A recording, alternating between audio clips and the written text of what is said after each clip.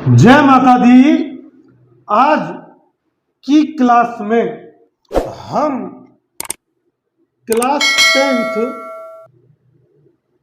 और कंपैरेटिव एग्जामों से संबंधित रासायनिक अभिक्रिया, विस्थापन अभिक्रिया पढ़ेंगे सबसे पहले, यानी कि डिस्प्लेसमेंट रिएक्शन। तो मैंने यहां देखिए विस्थापन अभिक्रिया की परिभाषा लिखी हुई है कि वह अभिक्रिया यानी वह रिएक्शन जिसमें अधिक क्रियाशील तत्व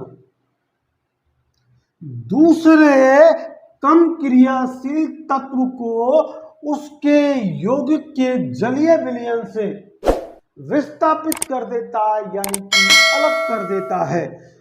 तो ऐसी अभिक्रिया विस्थापन या डिस्प्लेसमेंट रिएक्शन कहलाती है। इसके लिए मैं आपको एक एग्जाम्पल बता रहा हूं जो आपकी बुक में भी दिया हुआ है कि लोहे की कील को यदि हम कॉपर सल्फेट के जलीय विलयन में हमने ये एक परख नली ले ली,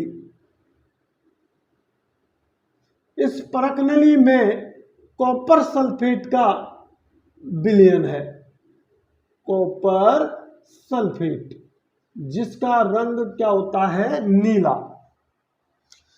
तो इसमें हमने एक कील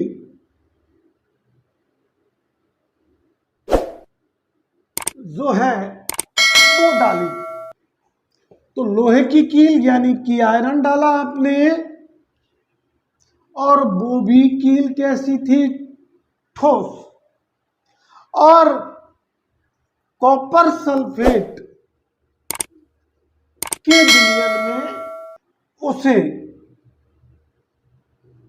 डाले रखा। ये टाइमिंग हमने 20 मिनट रखी। लोहे की कील को हमने कितने समय तक रखा, 20 मिनट तक। तो 20 मिनट पश्चात हम देखते हैं कि कॉपर जो है वो कम क्रियाशील होने के कारण और फेरस जो है वो अधिक क्रियाशील होता है, और दूसरे कम क्रियाशील को उसके यौगिक से उसने अलग कर दिया। तो ये अधिक क्रियाशील से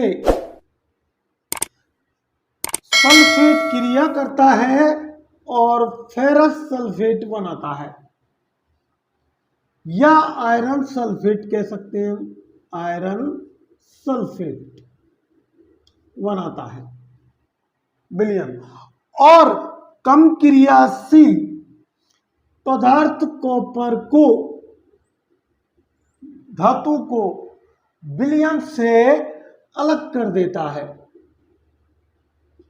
और इस विलयन का रंग जो नीला था वो अब मलिन पड़ जाता है, मलिन पड़ जाता है। तो मैं एक और उदाहरण ले रहा हूं ऐसा ही कि दूसरा हम विस्थापन की अभिक्रिया का उदाहरण देखें तो लेड यानी सीसा, पीवी को यदि कॉपर क्लोराइड के विलयन में हम डालें तो हम देखते हैं कि कॉपर कम क्रियाशील होने के कारण विलयन से विस्थापित हो जाएगा, और लेड इससे अधिक क्रियाशील है, इसलिए लेड के साथ PbCl2 प्लस कॉपर जो है विस्थापित कर दिया जाता है और लेड क्लोराइड बन जाता है।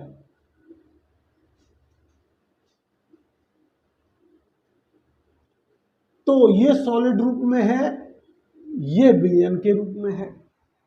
तो इस प्रकार हमने देखा कि अधिक क्रियाशील पदार्थ जो होते हैं वो कम क्रियाशील जलीय विलयन वाले यौगिकों में से कम क्रियाशील पदार्थ को विस्थापित कर देते हैं, अलग कर देते हैं, मुक्त कर देते हैं और अधिक क्रियाशील से क्रिया करके और एक नए विलयन का निर्माण कर लेते हैं। यह अभिक्रिया विस्थापन अभिक्रिया कहलाती है। वह अभिक्रिया जिसमें अभिकारकों के बीच, किसके बीच, अभिकारकों के बीच आयनों का आदान प्रदान हो जाता है। कोई एक विलयन पॉजिटिव आयन और कोई एक नेगेटिव आयन आपस में मिलके और एक नया पदार्थ बना देते हैं, तो ऐसी अभिक्रिया द्युविस्थापन अभिक्रिया कहलाती है। फॉर एग्जाम्पल, हम आपके सोडियम सल्फेट यानी Na2SO4 जो विलयन के रूप में है sodium sulphate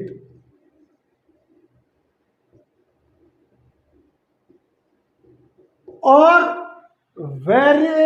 barium chloride, barium chloride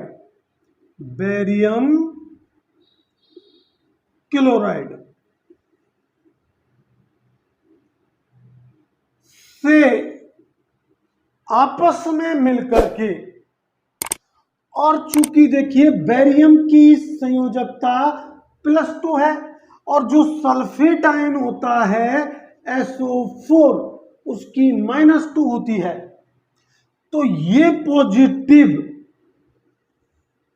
ion negative ion से मिलेगा और आपको बैरियम सल्फेट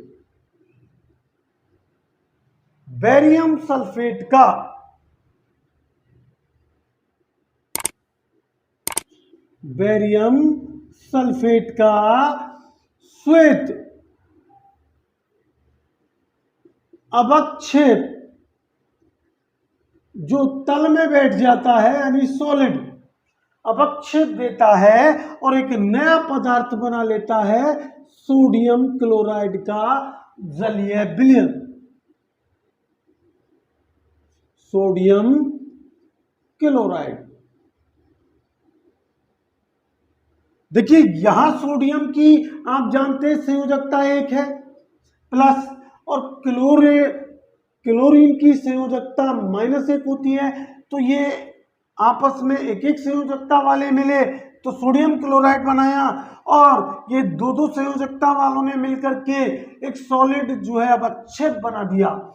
इस अभिक्रिया को अवक्षेपन अभिक्रिया भी कहते हैं, अवक्षेपन अभिक्रिया भी